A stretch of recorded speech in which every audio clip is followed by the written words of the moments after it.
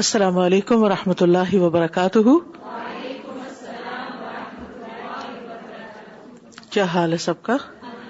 الحمدللہ، نحمدہ ونصلی علی رسولہ الکریم، اما بعد فاعوذ باللہ من الشیطان الرجیم، بسم اللہ الرحمن الرحیم، رب اشرح لی صدری ویسر لی امری واحلل عقدۃ۔ کتاب مناقب الانصار، حدیث نمبر 251۔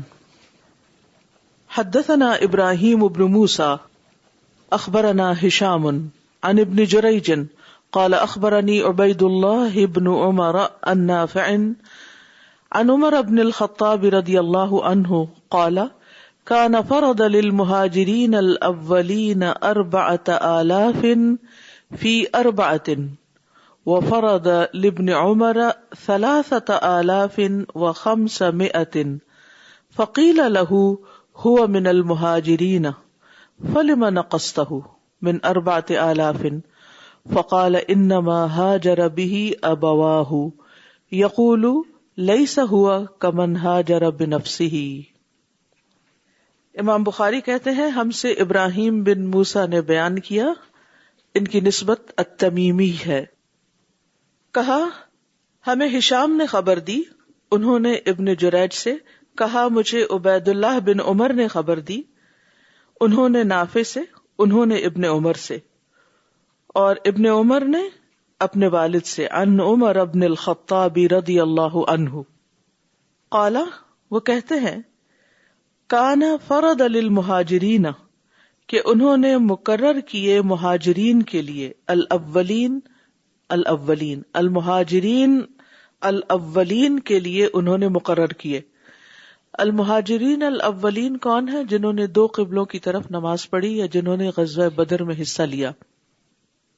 کیا مقرر کیا؟ 4000 فی 4، 4000 درہم 4 قسطوں میں، یعنی سالانہ ان کے لیے مقرر کیے۔ وفرض لابن عمر 3500 اور ابن عمر کے لیے 3500 درہم مقرر کیے۔ فقیل له، تو ان سے کہا گیا، یعنی عمر بن خطاب رضی اللہ عنہ سے کہا گیا، هو من المہاجرین، کہ ابن عمر بھی تو مہاجرین میں سے ہیں۔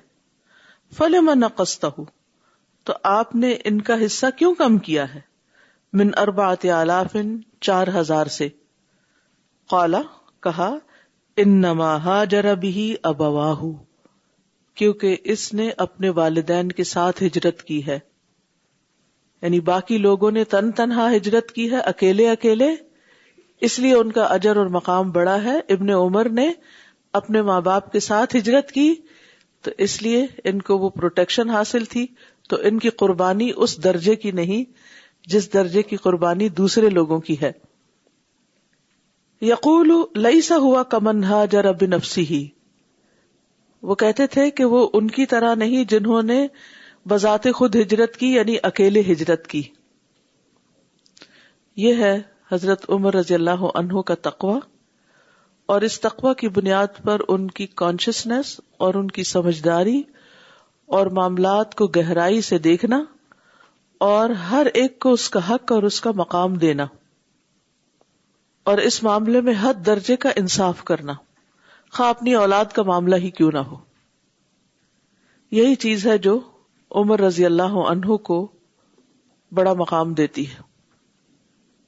اس حدیث سے ہمیں مہاجرین کی فضیلت پتہ چلتی ہے کہ جن لوگوں نے اللہ کے راستے میں ہجرت کی ان کا مقام کتنا بڑا ہے، اور عمر بن خطاب جیسے لوگ جو انسانوں کو پہچانتے تھے اور انسانوں کی قدر و قیمت جانتے تھے، ان کے نزدیک مہاجرین کا دنیا میں بھی کیا مقام تھا۔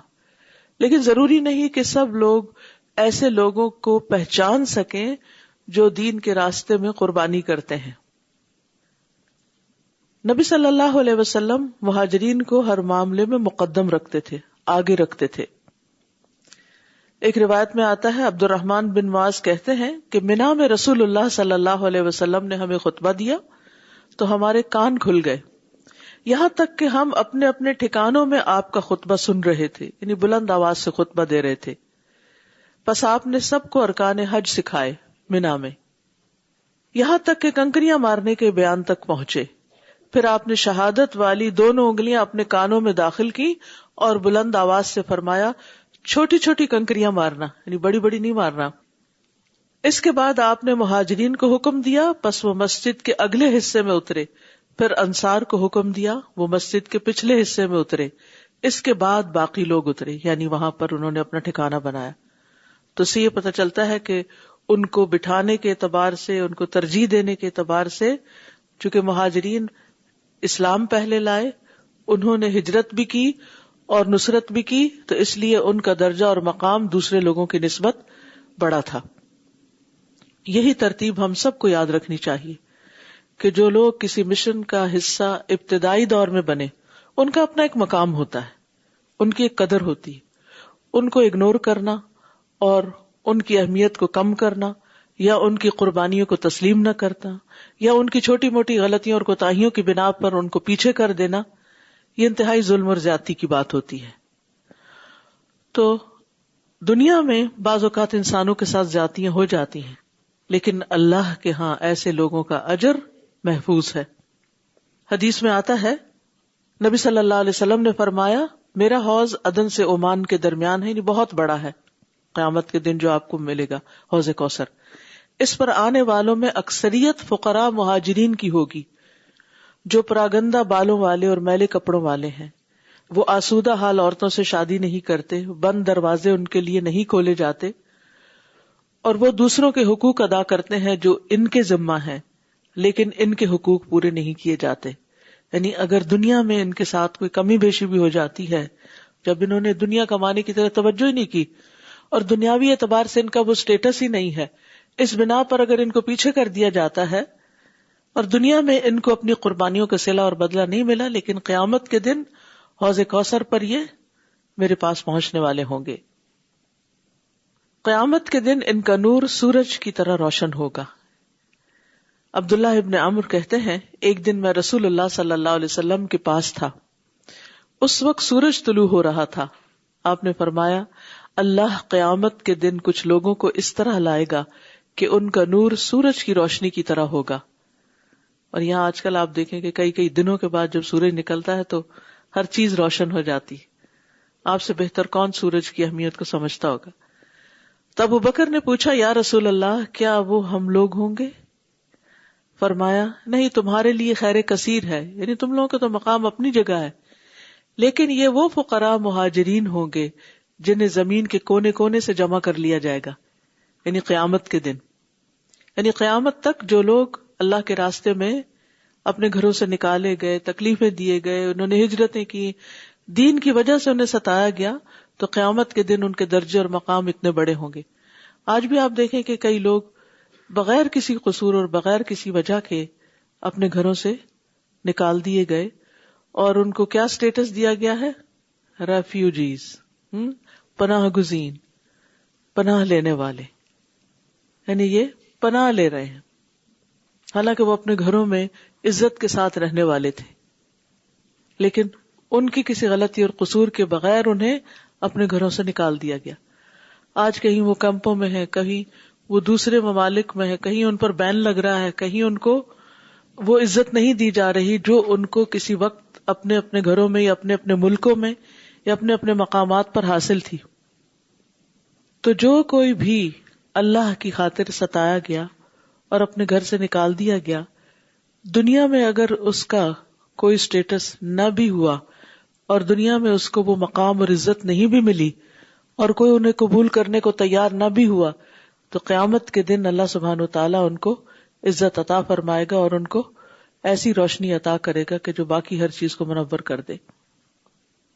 جنت کے ہر دروازے سے ان کو سلام کیا جائے گا.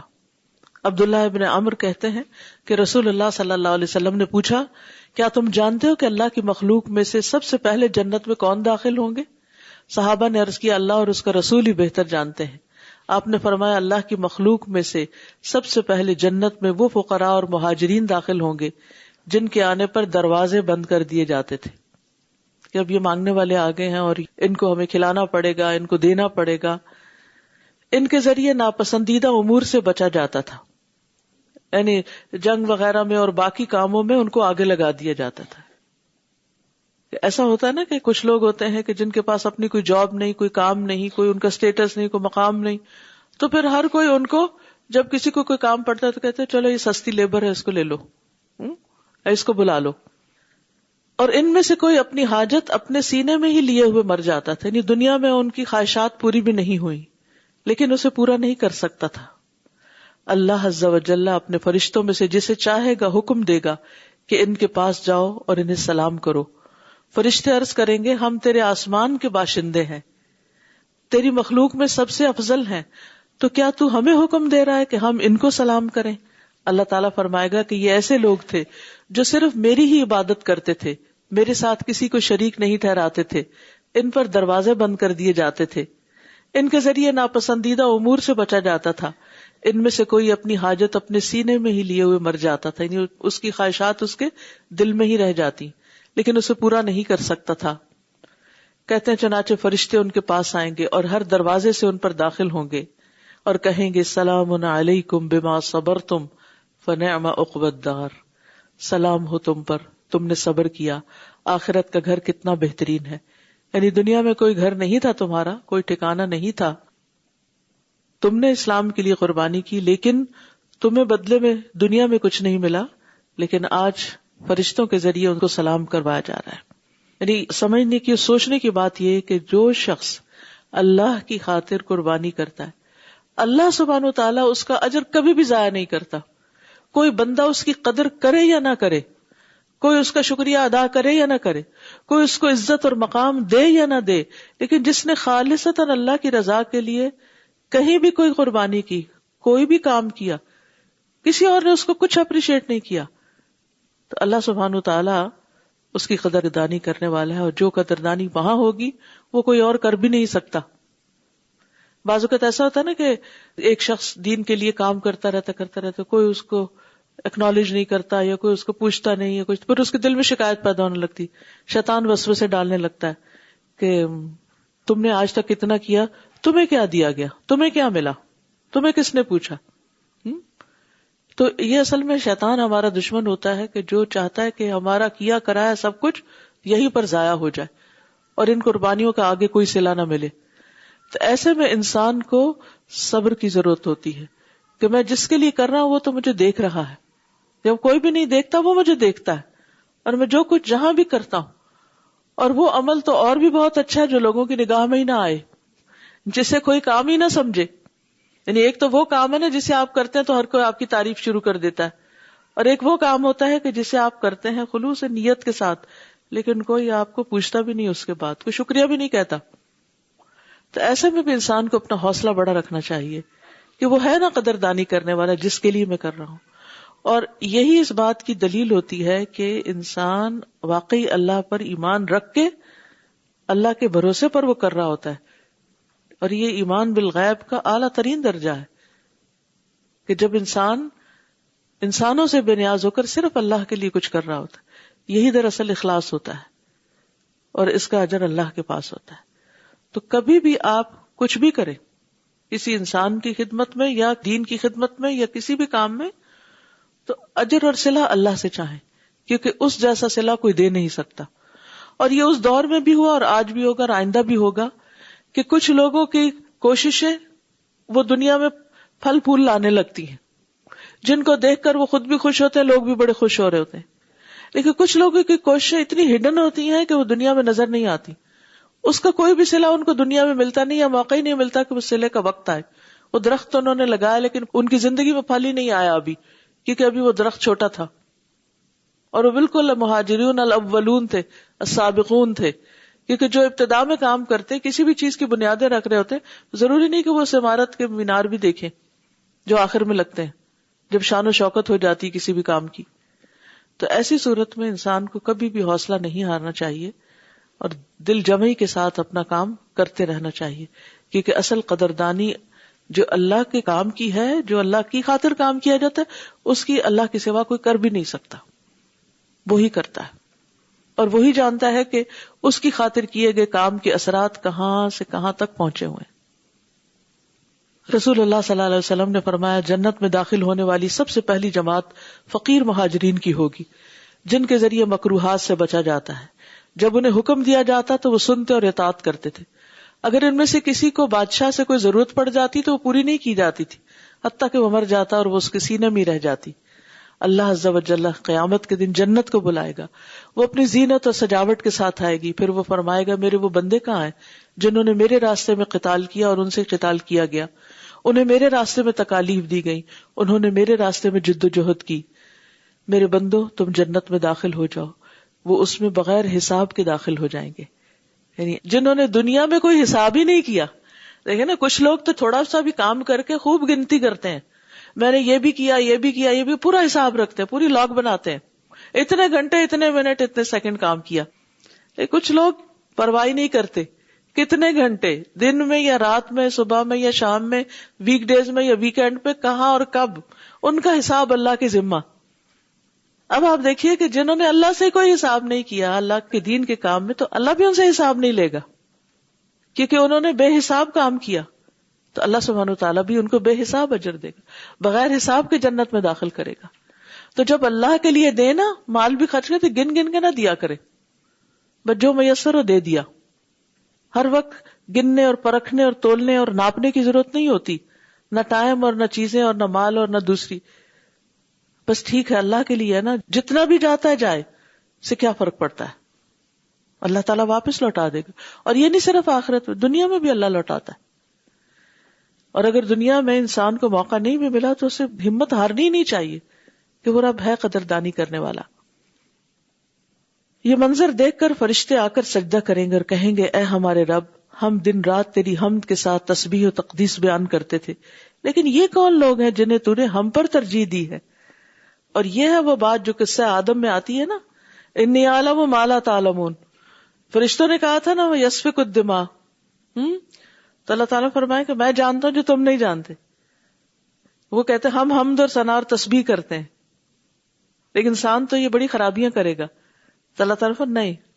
اب یہ ہیں وہ لوگ جنہوں نے اللہ سے سودے کیے ہوئے ہیں, یہ ہیں وہ لوگ جن کی بات اس وقت ہو رہی ہے وہاں, کہ ایسے بھی ہوں گے جو تم سے بھی آگے بڑھ جائیں گے, جن کے پاس چوائس ہوگی کہ وہ دوسرا راستہ بھی اختیار کرے, لیکن وہ میری خاطر قربانیاں کریں گے. رب عز و جل فرمائے گا یہ میرے وہ بندے ہیں جنہوں نے میرے راستے میں جہاد کیا, انہیں میرے راستے میں تکلیفیں دی گئیں. سو فرشتے ہر دروازے سے ان پر داخل ہوں گے اور کہیں گے سلام علیکم بما صبرتم فنعم عقبی الدار, تم پر سلامتی ہو صبر کے بدلے, کتنا ہی اچھا بدلہ ہے اس آخرت کے گھر کا. تو اس لیے اللہ کے دین کا کام کر کے کبھی بھی احسان نہیں جتانا چاہیے کسی پر بھی, ایون گھر والوں پر بھی. انسان اس راہ میں تھکے یا کچھ بھی قربان کرے تو اس پر زبان سے کوئی شکوہ نہ کرے, کیونکہ یہ شکایتیں اور انگریٹفل ہونا یہ انسان کے اجر کو ضائع کر کے رکھ دیتا ہے. جب اللہ تعالیٰ قربانی کو قبول کرتے ہیں تو پھر انسان کو اس کے بدلے میں دنیا میں بھی جو اطمینان قلب اور نفس مطمئنہ عطا کرتے ہیں, اور وہ جو خاص خوشی اور سکون حاصل ہوتا ہے وہ دنیا کی کسی چیز سے خریدا نہیں جا سکتا, وہ بڑے بڑے محلات رکھنے والوں کے پاس نہیں ہوتا. نیکسٹ حدیث ہے حدیث 252. حدثنا محمد بن كثير اخبرنا سفيان عن الاعمش عن ابي وائل عن خباب قال هاجرنا مع رسول الله صلی اللہ علیہ وسلم. امام بخاری کہتے ہیں ہمیں محمد بن کثیر نے حدیث بیان کی, کہا ہمیں سفیان نے خبر دی اعمش سے, اور اعمش نے ابو وائل سے, اور انہوں نے خباب سے. خباب کہتے ہیں ہاجرنا مع رسول اللہ صلی اللہ علیہ وسلم, ہم نے رسول اللہ صلی اللہ علیہ وسلم کے ساتھ ہجرت کی.